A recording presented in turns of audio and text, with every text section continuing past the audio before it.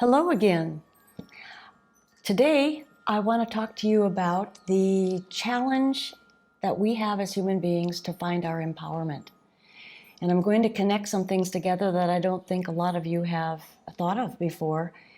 And some of you have probably thought of it in a certain level of degree of it, but I'm going to take it a little farther for you. So first of all, I want to start out by saying that most of us have questions about life in general. Like, who am I? Where did I come from? Where am I going? What am I doing here? What is this earth about? What is the universe about? All of those questions that I think every human being on earth has them at some point or another. And all of those questions that we have can be found within if we look for them. They're found within. So I want to dissect out some of the blocks that humans face in order to find this empowerment and to find these answers. And like I said before, you may hear it in a way that you've not considered it before. So just put your listening ears on and listen with neutrality, and we'll go from there. So here we go. Duality is what we are in the world. A lot of us talk about duality. A lot of people know about duality. It's just the way this world is in the third dimension. There's good, there's evil, there's war, there's peace, there's conflict, there's conversation, there's hate and love, there's fear and courage, and there's sickness and health. And there's all sorts of other things that are dual, the duality. And what is the problem that we have is that we waver in a vibration that moves between opposition, dysfunction, and harmony and balance. So that duality that's within us, we're constantly moving between the sickness, health, fear, courage, love, hate. We're kind of moving between those vibrations, which ultimately is we're either vibrating in opposition and dysfunction or in harmony and balance. So the idea here, or the challenge, is really to find that the right frequency or the right wavelength that's going to ground us and stabilize us. And then when that occurs, that's when our lives can become the most serendipitous and magical, is when we can find that balance between those two points of duality. Wavelengths, frequencies, and vibrations, they all may vary. They're layers of wavelengths that are all going to affect the duality. And by that, we'll talk about it a little more, but by that I mean the different bodies that we have are different wavelengths, but it all is going to affect us in a similar way. The physical, we have the body, and the body is visible. In other words, you can see the body is there, you can see the body, it's there, other people can see it, so you can't hide from it, but that is one component of who we are. We have this body, and it's visible.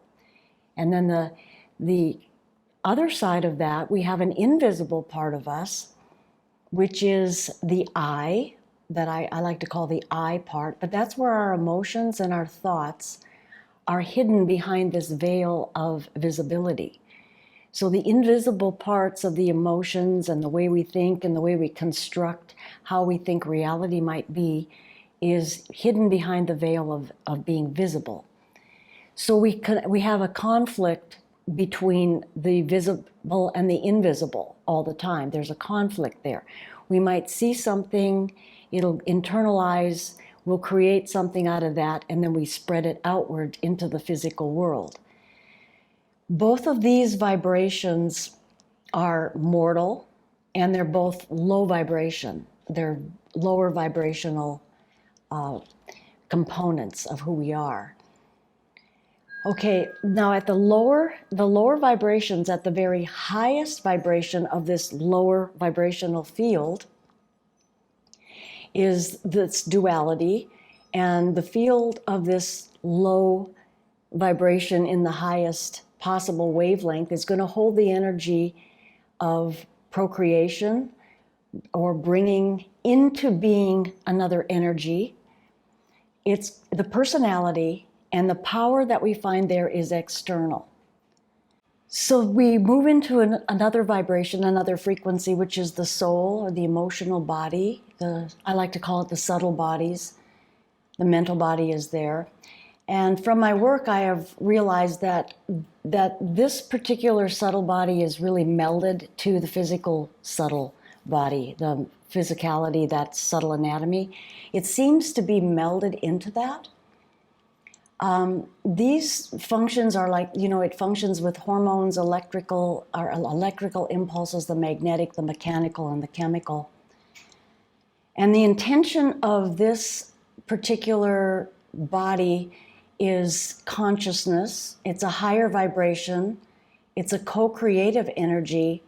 It's individuality, and it's also internal power. So here we have a duality in our physicality, the mental, emotional body, and the physical body, the parts that are hidden from the outside, the invisible and visible. Now we're moving into the emotional, the subtle bodies, which are partly hidden. They are hidden, but they're a higher frequency than what we talked about a little bit earlier. They bring to us this sense of being individuals instead of part of a herd, and more internal power. So that's really important to understand, because when you're dealing with people and they talk about something that they're very higher minded, a lot of that people like to boast about that. But if they're not wanting to be an individual, and if they're wanting to follow the crowd and be part of a herd mindedness, then they haven't got the higher frequency. They may want it and they may be moving toward it, but it's not there yet, if that's the behavior pattern. Then we move into the spirit, and I like to refer to that as the energy body. And this is where the knowing resides. This is a very, very extremely high vibration of creative energy. It's divinity and it's mightiness. It's almightiness. So in that higher vibration, we would see ourselves as extremely creative, with creative energy, not thinking about creating something from what we've experienced in the past, but being able to move forward into a new creation of something that's new. And the mightiness is how we feel inside. We feel mighty, we feel powerful. We're not afraid to speak the truth. We're not afraid to be in service to truth. We're not afraid of what people think about us, because that mightiness is there. We personally, who are vibrating in that higher vibration, we don't have judgment towards things in general. We have goodwill towards others. We're peacemakers. We want to see peace. We want to see peace not only just around us, but in the world. We have a thirst for knowledge and truth. And this energy will stand in pure loyalty to truth, excellence, and beauty, which is the essence of what humans are about: truth, excellence, and beauty. And it's the energy of overwhelming love. The agape love is what some people say. I like to see this as, when we are in service to truth, we can go through that portal into that space of overwhelming love. But if we're going to be here in deception, then we're not going to be able to get through that portal. If you don't have the knowledge to be able to stand on the truth, then you're going to be putting out an energy that's a lower frequency. So this is really something that's really getting to be an epiphany for me. In a lot of ways, I've thought of this for a long time, but as I was putting this together, it was just really falling in place in a much bigger way than I'd imagined. So I love it when I have these epiphanies. It's really fun, but sometimes it makes my mind a little bit crazy because I have to stretch it really far. So we're made up of these different parts. We're visible, we're invisible, and we're subtle.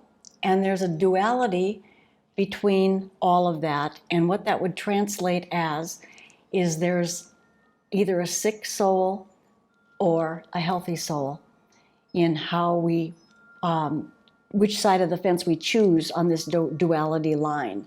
We can choose to have a healthy soul. We can choose to have a sick soul. And the symptoms of some of this is pretty easy to tell. People that have a sick soul are okay with being controlled. Those that have a healthy soul are in control, if not of other people, because you don't want to oppress other people, but just in yourself.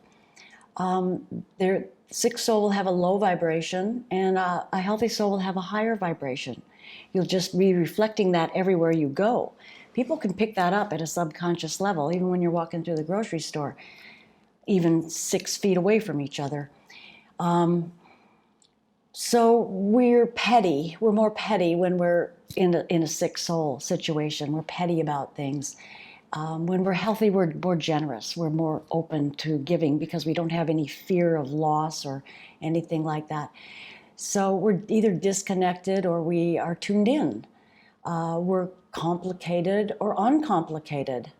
We tend to be fragile or we're rock solid. So those are just some of the things. It's a contrast. It's a contrast of the sick soul and the healthy soul, and it all comes back to the duality of who we are and then where our choices are going to be or where we're going to choose to develop. So we are in contrast of the sick soul with the healthy soul. And now I want to take it one step further, and that is when we have sickness inside of us, a sick soul inside of us, or a healthy soul inside of us, that's what we're reflecting out in the world. That is what is meant by what we have on the inside as we're creating out there. That's a hard concept to get behind, but I've come to being able to see it just a little bit better. I'm connecting a few other dots. So back a little while ago, I was talking about the environment to live in to be empowered. So I want you to think of this now. This is going to be a little stretching, so start pulling your brain a little bit. A sick government in comparison to a healthy government, what would that be? Okay, I'm going to quote one of my most favorite people of the past, who's Thomas Jefferson. And one of the things that he said was, quote, "The issue today is the same as it has been throughout history. Whether man shall be allowed to govern himself or be ruled by a small elite." So you can take that into yourself personally. Do you choose to stand on your own and be sovereign? Or do you choose to be part of a herd, a mindset, a glob of people that don't really think for themselves, or they're not standing out there on themselves, or being controlled in certain ways? So you can start to see how massive this whole energy frequency thing can be for how we're living on the planet. And then I like the other quote that Thomas Jefferson says, and it's very pertinent. He said, quote, "I prefer dangerous freedom over peaceful slavery." And he says also, quote, "The greatest calamity which could befall us would be the submission to a government of unlimited powers." Now, to me, that's really strong, even connecting it, the dots, connecting it in with the sick soul of human beings and a healthy soul of human beings. Because when we're a sick soul, we're not going to be thinking on ourselves. We're not going to have that creative energy. We're not going to even be able to see a future that isn't based on what we've experienced in the past. So that is something to ponder, because it's a big thought. So when we are given orders to self-shelter, when we're giving orders to stand so many feet away from each other, which is the current situation right now, which is lessening, thank goodness, and we refuse to follow that propaganda, we refuse to stand outside of it, and we basically tell them, no, you don't have the jurisdiction to do that over me. You are exercising a healthy soul, standing in your position with strength. You're going to have enough sense to know not to go sneezing on somebody's face. You're going to have enough sense to do all this. But do you have enough sense to have taken the time to look in to what you've been hearing and what the real facts are? Because that's another distinction of the duality of a sick soul and a healthy soul. Because if you don't find the truth in all of that, then there's something lacking there. There's something that's not feeling well in your soul or spirit. And more than likely, it's fear. So the Constitution of the United States is considered a living document. So I've got the definition of Constitution written down, and it has to do with our body as well as our situation. It's just fundamental principles according to how something is governed. It can be a state, a nation, ourselves. The way things are composed and the physical character of the body, such as strength or health. Like he has a strong constitution. Well, if we have a constitution as our governance, then that is meaning the same thing. It is something that we can be empowered with because it's made up of a certain element of things, which is freedom for ourselves. If we can begin to look at the constitution of the environment that we're living in and the constitution of our bodies, we really and truly could live in a world where we only really need one law, and that would be to cause no harm to one another, to live and let live. And I know a lot of people talk about this, but we can't really do that if we're full of all this junk inside of us. We really can't do that. So that's why we have to work on ourselves. So cause no harm, just cause no harm to anybody, and we can follow that rule very simply. And a lot of us, to tell you the truth, from what I see in my practice, that's the way people are in general. I work with the greatest people. The greatest people come to see me. They're just human beings, and it doesn't matter. I've worked on people from all over the world, and I've worked on people of nearly every race, and we're still there. We're human. We want to live like this. We want to live in a good constitution, physically as well as environmentally. Okay, so I'm going to wrap this up for you all. My question is going to be to all of you out there who are listening is, can you see past your fear and grasp a hold of what is really going on?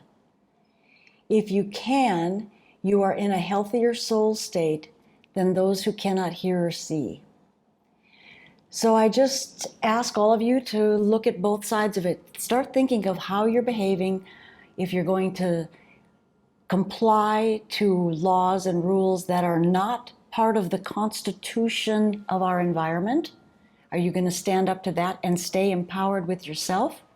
Or are you going to cave and allow very, very oppressive and abusive rules that are all just an illusion and a perception to take your personal constitution into a state of sickness? I want you to think about this. If a collective of us are deciding, so it's we the people, a collective, are deciding that what is being done externally in our environment is not working, we are discerning that a group of people who want to exploit humanity rather than empower humanity are taking away from us our power. We need to seek the truth rather than follow the fear propaganda. Because the entity that's out there is not going to change their ways at all. It's up to us, we the people, to find the leaders who will lead us in the way that we want to go in order to have a new future where the old isn't around anymore and where we can be self-governed and we are collectively governed in our individualities, and we live together in a peaceful society. That is a high, very high vibrational frequency. So who's going to govern the governors?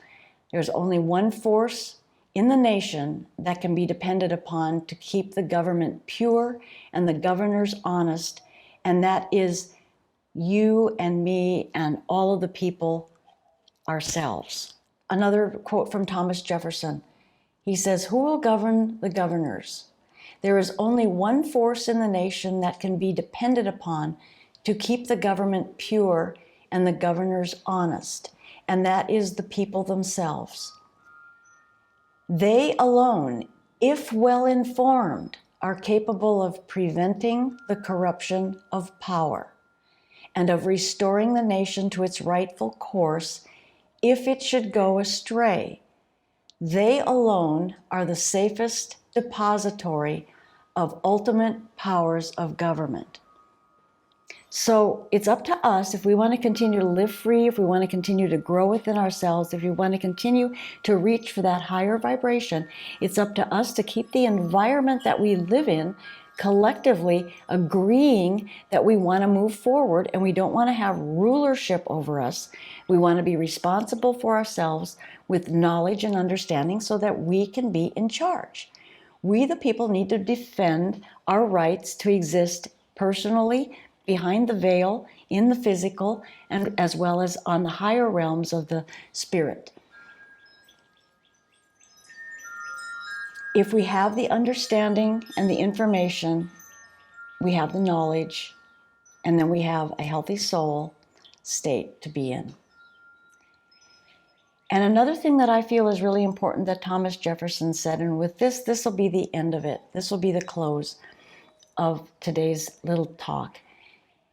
Thomas Jefferson said, quote, "I never considered a difference of opinion in politics, in religion, in philosophy, as a case for withdrawing from a friend," unquote. So don't let differences in our invisible, behind the veil, low frequency stuff get in the way of a friendship for other people or an appreciation for other people. Because then we're going to continue to stay in this world where we're in conflict. So with that, I say, go in peace and think about it, please. Think about this and start to raise your vibration and come into a whole new area of existence. It's going to be a lot of fun. It really will be. It'll be a lot of fun. Thank you.